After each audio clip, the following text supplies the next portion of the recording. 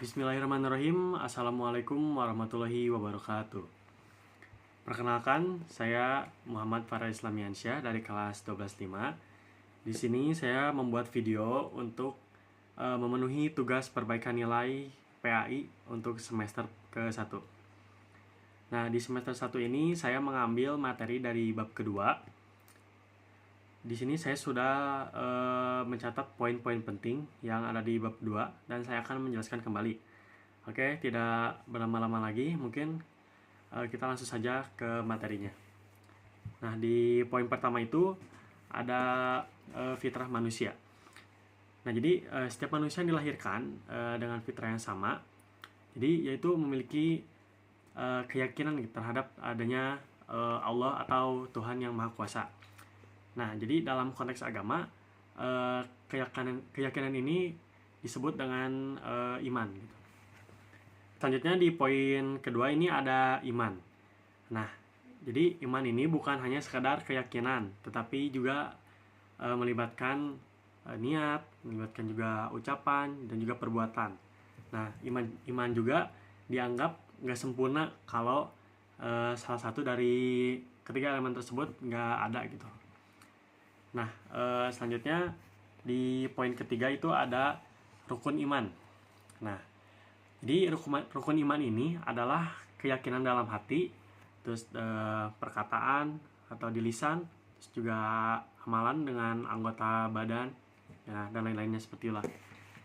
Nah, jadi iman ini ada 6. Nah, iman yang pertama itu adalah iman kepada Allah. Nah, jadi kita sebagai orang yang mengaku agamanya adalah Islam atau Muslim, maka kita itu harus meyakini bahwasanya Allah itu Allah itu adalah esa dan tiada sekutu baginya. Jadi Allah itu ada.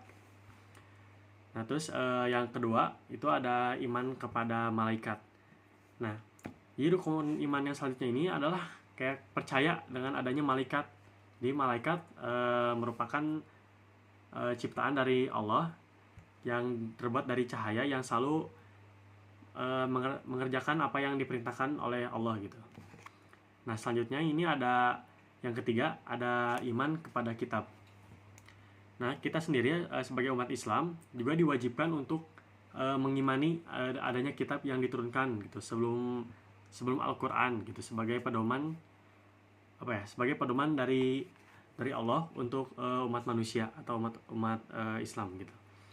Nah, jadi kitab-kitab itu kayak kita ketahui kan ada Al-Quran, terus ada Jabur, ada Taurat, terus ada Injil. Nah, itu adalah kitab-kitabnya. Selanjutnya yang keempat itu ada iman kepada Rasul. Nah, jadi rukun iman selanjutnya ini adalah mengimani bahwa Allah Subhanahu wa taala juga mengutus manusia pilihan yang disebut dengan Rasul. Nah, jadi manusia ini diutus oleh Allah untuk menjadi Rasul gitu. Jadi Rasul ini bisa membawa ajaran-ajaran dari Allah supaya umat manusia selamat dari kesesatan dan kembali ke kebenaran. Ya, baik, dan selanjutnya ada iman kepada hari akhir. Nah, jadi masih dari sumber yang sama gitu, rukun iman yang kelima ini adalah beriman adanya hari akhir. Di hari tersebut adalah hari yang dihancurkannya dunia dan seisinya. Jadi pada hari itu jadi saat semua manusia akan dimintai pertanggungjawabannya atas apa yang telah ia perbuat selama hidupnya di dunia. Nah, gitu. Dan yang terakhir ada iman kepada qada dan qadar. Jadi yang ini tuh kayak iman kepada qada dan qadar itu berarti meyakini bahwa Allah itu telah menentukan segala sesuatu yang akan terjadi pada makhluk-makhluknya gitu. Jadi qada dan qadar itu bisa dibilang kayak merupakan takdir lah, atau kayak garis keturunan atau garis hidup yang ditetapkan oleh oleh Allah gitu. Nah, itu mungkin pengertian-pengertian dari rukun iman. Baik, selanjutnya kita masuk ke poin berikutnya. Di sini kita ada unsur dan perilaku iman. Jadi rukun iman yang terdiri dari 6 pilar ini, jadi memiliki beberapa unsur dan dan perilaku yang dapat mengingatkan amal seseorang gitu jika dilaksanakan. Nah, sebaliknya jika ditinggalkan dapat mengurangi amal tersebut. Nah, begitu. Nah, selanjutnya di sini ada cabang iman. Nah, cabang iman ini terdiri dari 77 cabang iman yang dimana setiap cabang merupakan amalan atau perbuatan yang harus dilakukan oleh orang yang mengaku beriman gitu, atau bisa disebut mukmin. Nah, jadi cabang-cabang ini tuh dikenal juga sebagai syu'abul iman. Nah, baik, poin yang berikutnya itu ada syu'abul iman. Nah, jadi syu'abul iman ini adalah seperti yang saya sudah jelaskan sebelumnya. Nah, syu'abul iman ini adalah cabang-cabang iman yang harus dipraktikkan atau dilaksanakan oleh umat Islam. Nah, syu'abul iman ini dibagi jadi 3 bagian gitu. Yaitu ada ma'rifatul bil qalbi. Nah, maksudnya itu kayak meyakini gitu dengan hati seperti niat dan akidah.